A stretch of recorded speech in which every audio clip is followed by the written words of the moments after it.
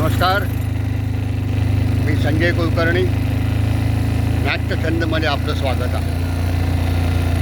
मित्रांनो, नाटकाव्यतिरिक्त सुद्धा अनेक प्रॉब्लेम असतात, मजा असते. आज मी आहे नागाव समुद्रावर आणि या नागाव समुद्रावर अनेक पर्यटक येत असतात, मजा करत असतात. आता मी एक राऊंड मारतो आहे नागावच्या समुद्रपणावर. नागावचा समुद्र इतका मोठा आहे की मुंबईच्या समुद्राला पण लाजवेल असा समुद्र आहे.